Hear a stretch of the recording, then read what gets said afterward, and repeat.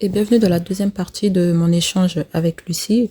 Dans la première partie, elle nous parle de son parcours de la France à son départ pour une nouvelle vie en quête de liberté, de nature et d'alignement personnel. Si tu n'as pas encore écouté la première partie, je t'invite à y jeter un coup d'œil. C'est disponible sur toutes les plateformes d'écoute, que ce soit Spotify, Amazon, Apple, Deezer ou toute autre plateforme. Et je t'invite également à partager, liker, à t'abonner et à aimer la vidéo. C'est parti.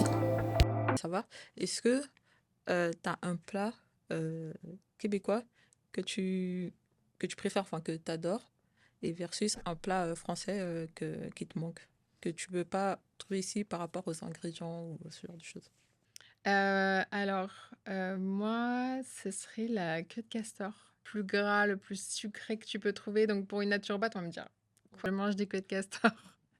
Donc ça, c'est vraiment quelque chose que j'aime bien. Et ouais, de temps en temps, quand les gens viennent, je leur fais goûter. Forcément, moi, j'en prends une et ça me fait plaisir. Et pour le plat en France, je t'avoue qu'il n'y a pas grand-chose que j'arrive pas à faire ici. Ok.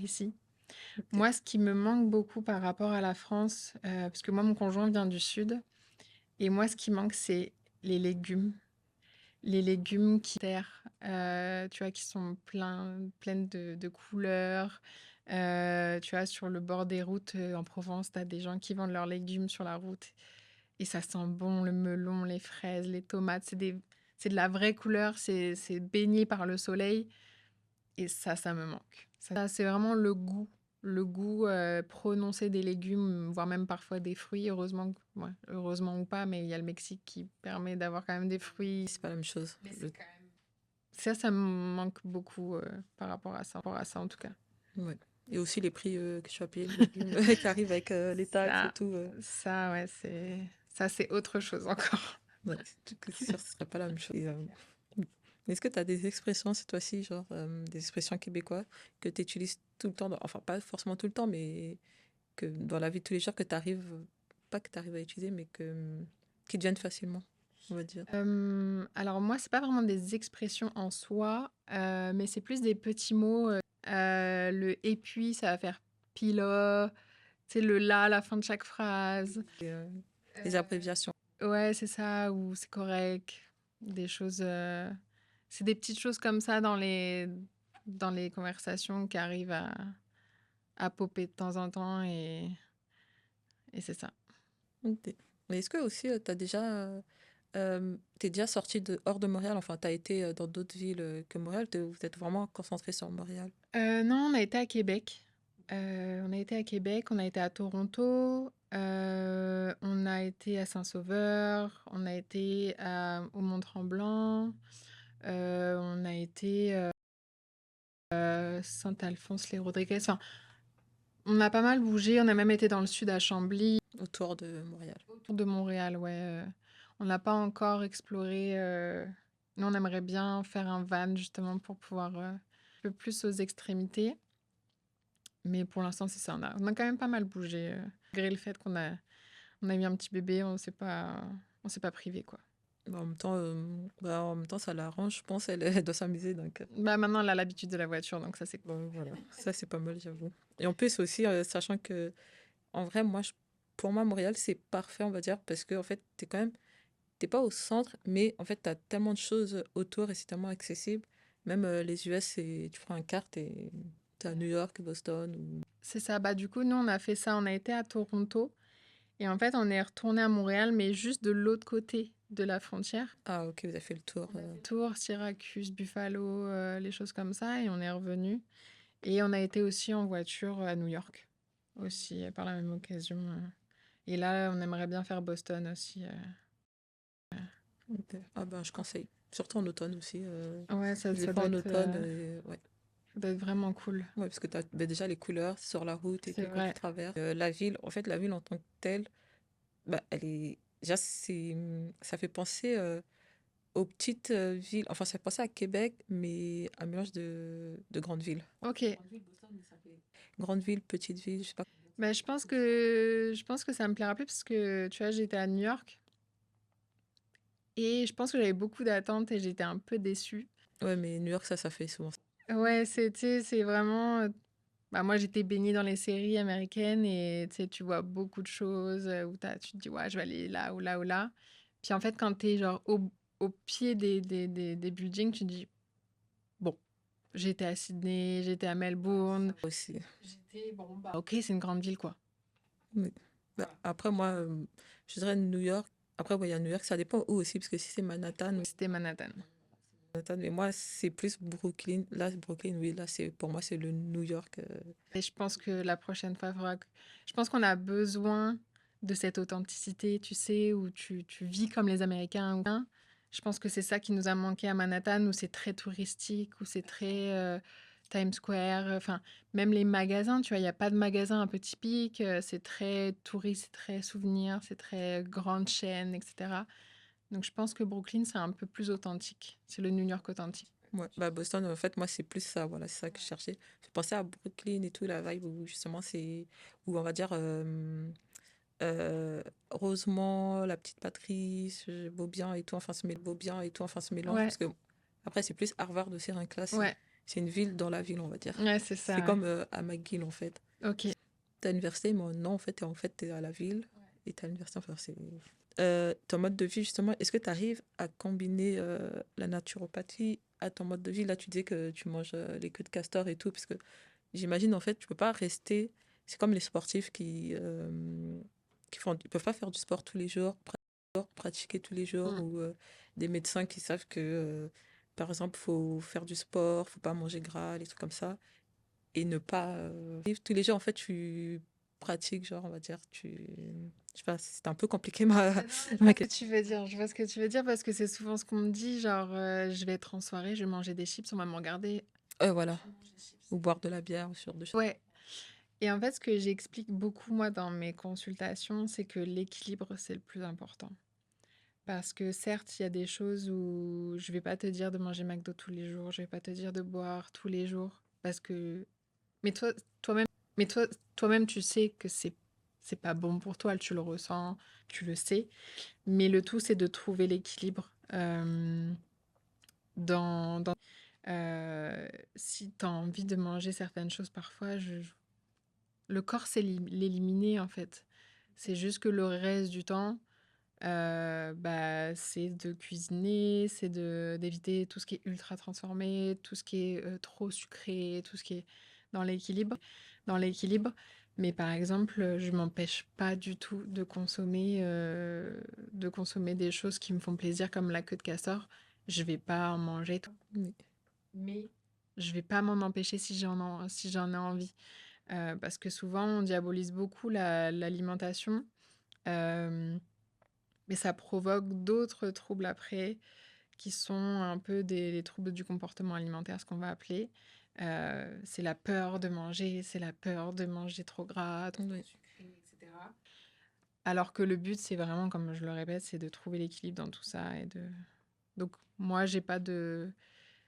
C'est vraiment être la naturopathe décomplexée, où moi, j'ai pas de problème à dire que je consomme des produits transformés Ouais. de temps en temps quand j'en ai envie, quoi. Le but en fait c'est de pas se priver en fait. Oui, c'est ça.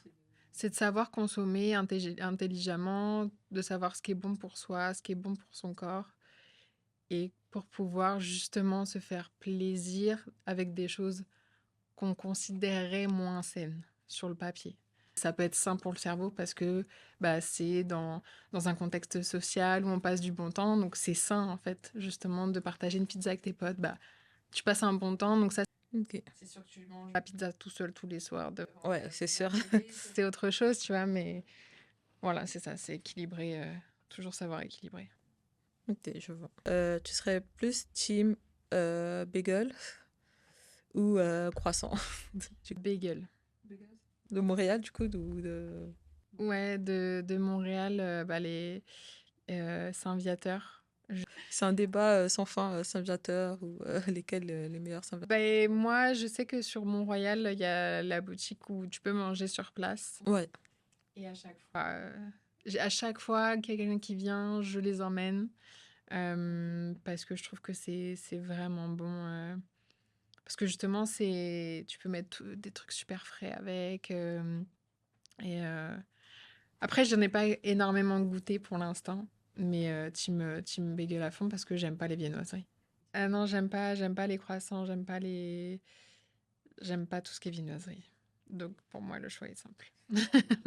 Tu vois, moi, en plus, pourtant, je sais qu'il y a la boutique à Mont-Royal, mais je vais tout le temps dans le Myland. Oui, il y a aussi le Myland, ouais. Pourquoi? Alors qu'à Maryland, il y a plus de personnes qu'attendent. Ouais. N'importe quelle boutique là, que tu vas pour les bagels, il y a tout le temps une file. C'est vrai que le Myland, j'ai l'impression qu'entre les beignes et les bagels, il y a toujours de la queue partout, quoi. Ouais, mais ça, c'est plus aussi les réseaux, l'influence Je pense. TikTok, Insta et tout ça. Donc, Parce que moi, le Saint-Viateur de Montréal, on est tombé dessus en pleine semaine. On était en congé et on n'avait pas la petite. Et donc, du coup, on était en train de se balader. Puis, on a vu ça. Et puis, on s'est dit, ah bah tiens, viens, on va manger un bagel. Et le week-end d'après, on voit une queue, encore une fois, oui. de je sais pas combien de mètres. Et au final, on s'était dit, ah, bah on a fait un truc qu'il fallait faire, je crois. Il fallait faire, je crois. Bah, voilà. C'est ça. C'est Après fait. aussi, ça dépend aussi des. Après, c'est le week-end, j'avoue, il y a plus de. Ouais, Aussi, le Myland, de toute manière, il y a de la file tout le temps, mais parce que aussi, c'est le quartier qui fait que. c'est à la mode. C'est un quartier très. Qui se visite déjà, mais très hipster, on va dire, un peu vibe. C'est la vibe un peu hipster. Et c'est vrai qu'à chaque fois, nous, c'est ça, c'est qu'on y va dans les périodes où il n'y a pas trop de monde, pas trop d'influence. Ouais.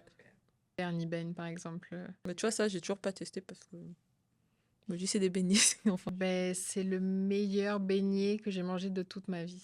Ah ouais, à ce point de. C'est vraiment. Il est léger comme beignet, c'est un kiff. Ouais, peut-être que je devrais y aller. Je te le conseille. Tu as une naturopathe qui te conseille d'aller manger des beignes.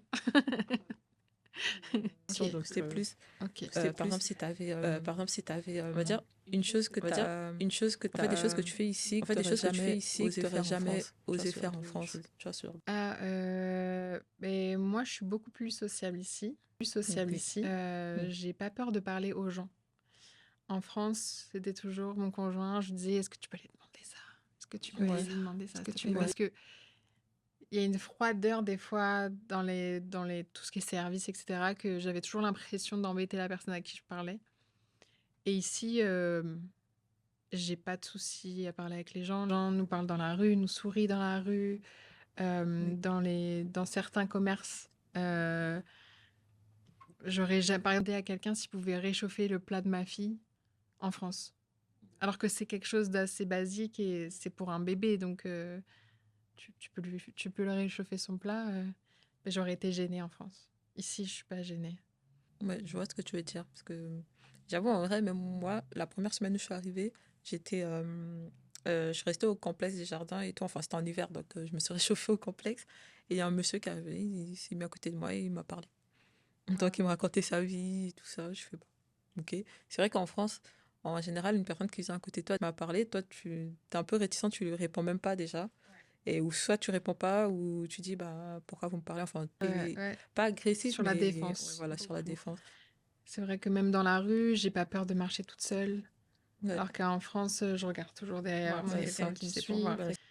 Et ici, vraiment pas du tout, quoi. Je me sens vraiment en sécurité ici. Bah, ça, c'est la réputation aussi de Montréal d'être quand même plus safe que déjà que la en France. Donc, Ah, voilà, c'est comme on dit, c'est pas parfait. Quand même que c'est pas autant pesant qu'à Paris. La pesant, l'ambiance, c'est lourd à porter, je trouve. Ici, c'est vraiment plus léger. bah, tu vois, tu parlais de New York, que c'était vraiment genre touristique, sur des choses. Paris, c'est la même chose. Et version aussi, les deux, c'est... en fait, tu as un côté touriste et côté où c'est vraiment à 100 à l'heure, où c'est justement, c'est comme tu as dit, pesant. Les gens, en fait, ils pensent qu'au travail. C'est comme la routine qu'on dit tout souvent, là, boulot, métro, boulot, dodo. C'est ça, alors que ici, c'est pas ça, en fait, en gros. On va dire, c'est métro, boulot, tu sors, tu vis ta vie sociale, en fait. Tu fais plein de choses. Et après, dodo. Et c'est sain comme mode de vie ici, beaucoup plus sain. T'as une autre vie en dehors du travail, tu vois. Après, je sais que aussi, tu as la santé mentale aussi, elle est vraiment prenée ici. Enfin, ils font vraiment attention à ça. Donc, même au travail, tu peux ne pas aller au travail parce que bah, ça va pas. On me disait souvent, tu sais, moi, quand je suis malade, je viens quand même au travail. Oui, voilà. Ok. Et t'es fière de ça, pourquoi? Tu laisses pas respirer ton corps, tu le laisses pas se reposer. Donc du coup, tu vas recommencer la prochaine fois, mais en pire. Et ça va faire un cercle vicieux. Et Ça revient à ce qu'on disait tout à l'heure, parce qu'en fait, c'est mal vu aussi ouais, c'est ça. enfin, de pas montrer que tu travailles, quoi, en France. Bah, c'est ça. Je me souviens, moi, j'avais le Covid en 2020. Et j'étais vraiment à bout. Genre, je devais poser ma tête parce que j'avais la tête qui tournait. Je me sentais vraiment mal. Et j'étais en train de bosser en même temps. Parce que c'était, bon, bah, si tu peux bosser, fais-le. Bon, si tu peux vraiment pas, voilà, mais bon. Mais tu sens que que ça insiste. Waouh! Et puis moi, ça faisait genre un mois que j'étais dans la boîte et j'avais pas envie de perdre mon job. Donc, semaine où j'étais dans le mal, bah, je bossais comme ça. Et c'était normal. C'est la normalité, en fait. C'est ça qui est un peu gênant pour le coup. Si tu veux décrire ton parcours d'immigration, on va dire en un mot, ce serait lequel? Montagne russe. C'est pas facile, mais ça en vaut la peine. Vraiment. Et aussi, pour décrire Montréal, mais là, ce serait plus en un mot ou en emoji, on va dire, ou un mot, parce que emoji serait plus compliqué, je pense. Qu'est-ce que ça pourrait être pour Montréal en un mot? Good vibe, ouais. Le doigt comme ça, ou tu sais, l'emoji avec les lunettes, tu sais, genre, good vibe. En été et en hiver aussi, ou que Peut-être pas. Bah, même en hiver, je trouve que la vie s'arrête pas, tu vois. Donc, c'est fait pour ne pas rester chez soi, et même les transports en commun, en vrai, tout fonctionne. moi, je me souviens, le premier hiver, je me souviens avec ma fille, il y avait des amis qui étaient venus, on s'était réchauffé dans un petit café, et il y avait un concert live d'une chanteuse avec son groupe, et on était là à boire nos chocolats chauds dans un café, bah, dans le Myland, justement. Et c'était mais tellement agréable. Tout le monde se retrouve un peu, se réchauffe et repart dehors. Ouais, parce que surtout l'hiver, vu comme c'est long, si tu Ouais. restes chez toi Non, tout mais c'est l'hiver, c'est ça, les dépression. dépressions. Bah, ça, Je dirais. c'est assuré parce que c'est pour ça, je pense que les infrastructures, ils sont faits pour justement pour accueillir les gens en hiver, pour faire plein de choses. Parce que moi, venant de région parisienne, il neige, t'as juste, en fait, ce qui recouvre juste le sol, ben, on n'allait pas à l'école, on n'allait pas travailler, en fait. Ah ouais, c'était. Maman, il y a de la neige, on va pas prendre le bus. Et Voilà. nous, on reste à la maison directe. C'était. Bah, les gens ici, à part si c'est une tempête de neige, là, c'est compréhensible que les écoles soient fermées. Mais s'il neige, bah, ils vont à l'école, ils vont au travail, enfin, on fait tout parce que sinon, pendant 6 mois, Bah, tu vis pas. ça, 6 mois. Non, non, il y a plein de choses à faire, plein de sports, plein de. Et il y a plein d'endroits à voir aussi. Ouais, c'est vraiment sympa l'hiver. Pour un sudiste qui avait peur de l'hiver à Montréal, il est très content de vivre ça ici. Donc, Du coup, aussi, si, j'allais dire aussi, où on peut te retrouver sur les réseaux sociaux, si tu veux que les gens ils te suivent, partager ton parcours et autres, de naturopathe, yogaïste, je sais pas comment on dit. yogi, ouais. J'ai changé mon nom parce que justement, je voulais plus être dans cette case de naturo ou yoga. Je veux vraiment être moi sur les réseaux. Donc, j'ai renommé mon compte Lucie Nature Peinture. Voilà, sur Insta. Mais pourquoi la peinture, du coup, tu fais... C'est, tu sais, c'est l'expression être nature peinture, c'est genre être 100% toi-même. Et j'adore la nature et j'adore la peinture. Donc, pour moi, c'était genre un bon mix pour l'expression et aussi parce que j'ai envie de partager, genre, juste ma vie de maman au Québec en tant que naturo-yogi, un peu de tout, quoi. Voilà. Ok. Ben, voilà, c'est tout pour cet épisode. J'espère que ça vous aura plu. On se retrouve bientôt pour ben, de nouveaux parcours et peut-être moi, déjà, mon parcours, faudrait peut-être que je le partage aussi à un moment donné. Donc voilà, bye.